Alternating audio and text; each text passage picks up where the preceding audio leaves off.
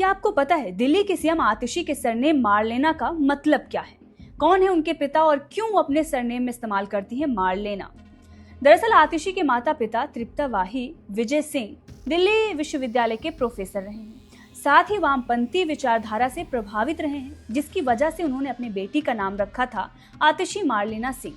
लेकिन बेटी भी 4 कदम आगे।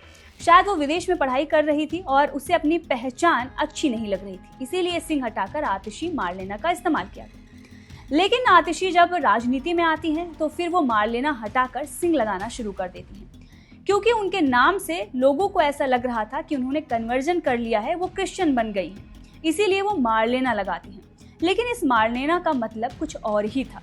उनके पिता ने वामपंथी विचारधारा से प्रभावित होकर न सिर्फ अपने बेटी का ही नाम बदला, बल्कि उन्होंने अफजल गुरु, जो एक बड़ा आतंकी था, उसकी फांसी रुकवाने के लिए, उसे बचाने के लिए पत्र पर हस्ताक्षर भी किए थे। अब इन्हीं के पिता और इनके सरनेम को लेकर जब बीजेपी नेता रमेश बिधूड़ी ने सवाल खड़े किए, उन्होंने बयान दिया, तो फिर आतिशी कैमरे के सामने फूट फूट कर रोने लगी। लेकिन सोचिए, आतिशी के पिता, जिन्हें वो शिक्षक बता रही थी और उन्हें उनके बूढ़े होने का हवाला दे रही थी, वो उस व्यक्ति को बचाने के लिए पत्र पर हस्ताक्षर करते हैं जिसने कई मासूमों की जान ली। अब भले ही माता पिता निर्दोष और मासूमों की जान लेने वाले आतंकी को बचाने के लिए पत्र पर हस्ताक्षर करते हों, उसकी फांसी रुकवाने के लिए जद्दोजहद करते हों, लेकिन बेटी उन्हें शिक्षक बता रही है, बुढ़ापे का हवाला दे रही है और खुद को शतरानी बता रही है, क्योंकि राजनीतिक लाभ चाहिए। बॉर्डर पर रक्षा करने वाले हमारे क्षत्रिय होते हैं, ना कि आतंकवादियों को बचाने वाले। यही बात जनता भी कह रही है।